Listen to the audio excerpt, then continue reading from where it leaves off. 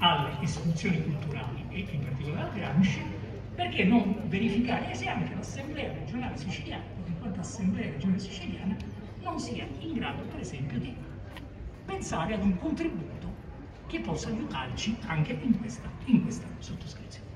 Grazie. Dino Paternostro, si prepari Angela Biondi, CGIL Sicilia. Buonasera a tutti. Ma io porto la solidarietà e il sostegno della Camera del Lavoro di Palermo all'Istituto Gramsci per le ragioni che qua un po' tutti abbiamo detto. Quello che l'istituto rappresenta, un'istituzione culturale di cui la città, ma io dico la Sicilia, dico non può fare a meno.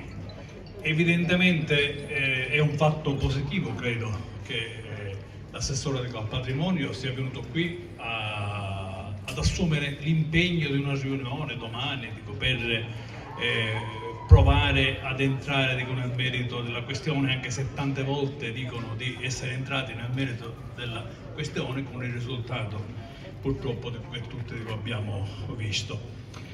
Noi diverse volte abbiamo preso posizione rispetto a questa tematica, sostenendo una cosa abbastanza semplice, elementare, illustrata anche dal professor Nicosia, e cioè dire, è ovvio, sembra razionale, logico, tra l'altro anche previsto dal regolamento, che i servizi erogati dall'Istituto Gramsci compensano ampiamente i costi dell'eventuale affitto. Cioè questo sembra una cosa ovvia, soltanto i funzionari non si convincono, ma sembra una cosa molto, molto logica.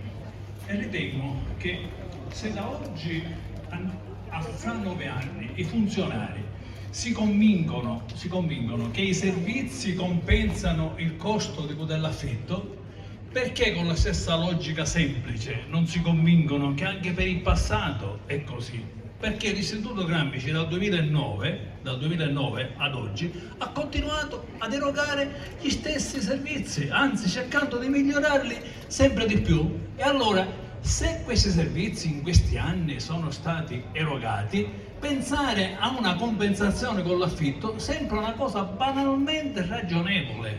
Allora ecco che l'idea di una transazione, per il passato, che compensi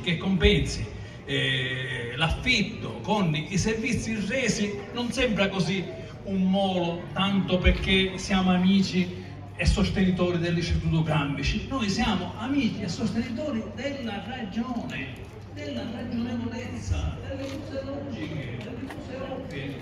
Non riusciamo a capire perché questa ovvietà, questa logicità, questa razionalità non venga compresa dall'amministrazione comunale, dalla politica, dai dirigenti del comune.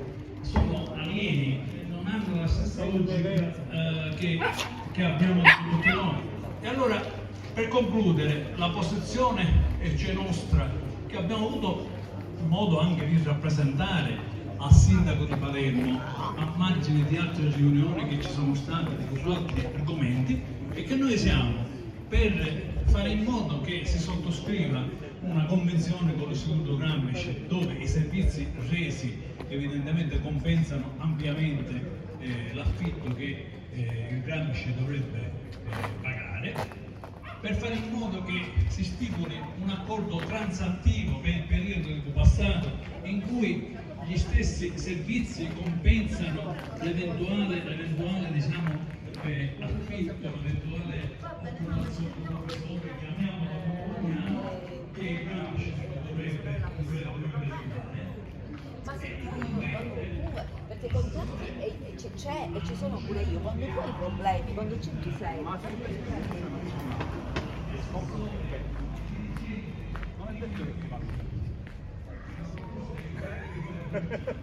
Quindi non lo so qual è stato. Grazie. O rimangono. Di essere venuta comunque. O rimangono. Cioè,